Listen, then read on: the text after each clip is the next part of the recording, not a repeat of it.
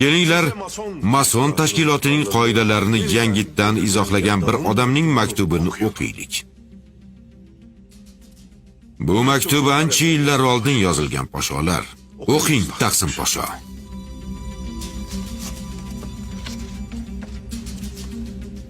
Niyatimizga yetish uchun avvalo jahon urushini keltirib chiqarishimiz kerak.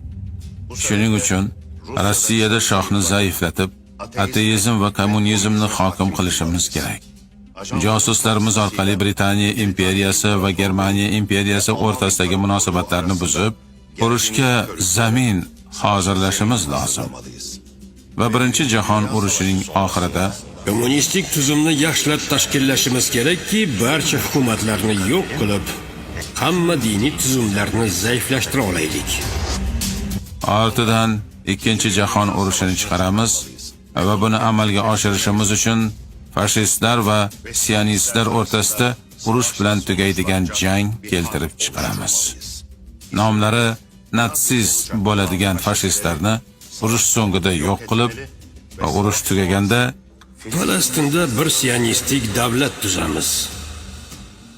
Uchinchi jahon urushini chiqarishimiz uchun islom olamining rahbarlari va sionistlar o'rtasida josuslarimiz vositasi bilan qarama-qarshi bo'lgan masalalarda ixtilof keltirib chiqaramiz. Va bu vaqt orasida boshqa millatlarni bu bo'yicha jismoniy, axloqiy, ruhiy va iqtisodiy tomondan qulashlari uchun kurashlariga majburlaymiz. Uchinchi urush islom olami va sionistlar o'rtasida bo'ladi. Va bu urushni musulmon dunyosi va Isroil davlatining bir-birlarini yo'q qiladigan ravishda sahnalashtirish kerak. Va bu vaqt ichida boshqa millatlarda bu borada jismoniy, axloqiy, ruhiy va iqtisodiy tomondan qulashlari uchun kurashlariga majburlaymiz. Nigilistlar va ateistlarning oldini ochishimiz kerak. Uchinchi jahon urushi oxirida Dinlar yo'q bo'ladi va ateizm g'olib bo'ladi.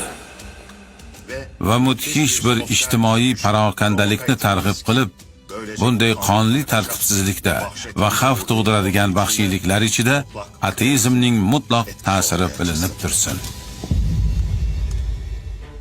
Bunda 100 yillik bo'ladigan ishlar gapirilyapti, posholar.